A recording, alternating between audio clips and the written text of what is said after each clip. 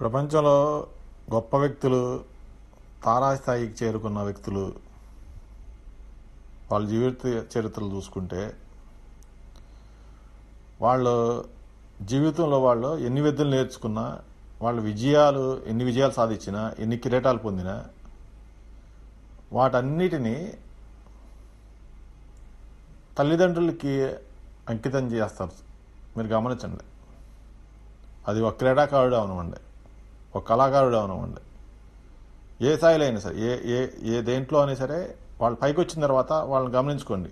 వాళ్ళ తల్లిదండ్రులకి, మా తల్లిదండ్రులు ఎట్ట మమ్మల్ని ఎట్ట పెంచారు, మా తల్లిదండ్రులు మాకు ఇంత కష్టపడ్డారు, మా విజయాలన్నీ మొత్తం వాళ్ళకే అని వాళ్ళు సేవ చేయడానికి,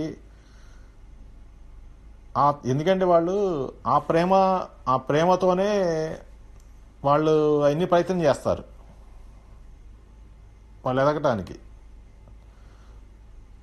అంటే ఏదైనా సాధించడానికి. ఆ ప్రేమ వాళ్ళకి అసలు అమితమైన బలం ఇస్తుంది. తల్లిదండ్రులు మా కోసం ఇంత చేస్తున్నారు, తల్లిదండ్రులకి కోసం ఇంత కష్టపడాలి.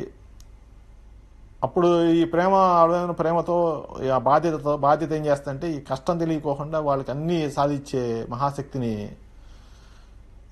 వాళ్ళకి వచ్చేస్తుంది అనమాట.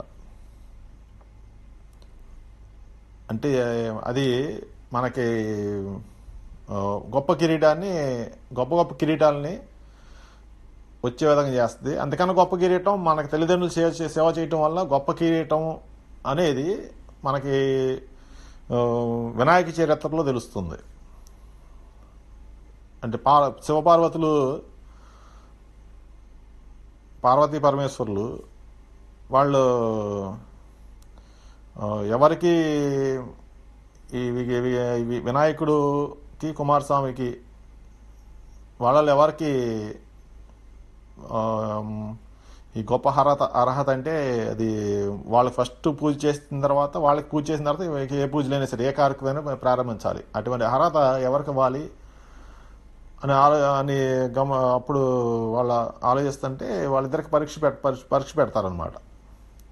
పెట్టినప్పుడు కుమారస్వామి చక్కగా ఇల్లు చేస్తూ ఉంటాడు ముల్లోకాలు. అంటే పరీక్ష ఏంటంటే ముల్లోకాలు తిరిగి రావాలి. వినాయకుడికి ఆయన జ్ఞానంతో ఆయన తల్లిదండ్రులకి సేవ చేస్తే ముల్లోకాలు తిరిగి వచ్చినట్టే, అంత పుణ్యం వస్తుంది అని చెప్పేసి ఆయన ఆ జ్ఞానంతో తల్లిదండ్రులకి సేవ చేస్తాడు. ఆయన సేవ చేయడం వల్ల ముల్లోకాలు తిరిగిన పుణ్యం ఆయనకు వచ్చేస్తుంది. వచ్చిన తర్వాత ఆ పెట్టిన పరీక్షలో వినాయకుడు గెలుస్తాడు.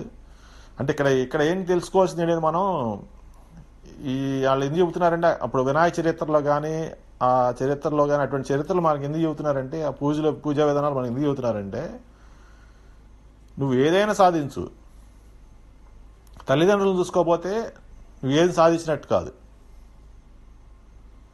నువ్వు తల్లిదండ్రులు చూసుకో, నువ్వు అన్నీ సాధించినట్టే అనే నీతి వినాయక చవితి ద్వారా మనం ప్రతి వినాయక చవితికి తెలుసుకుని,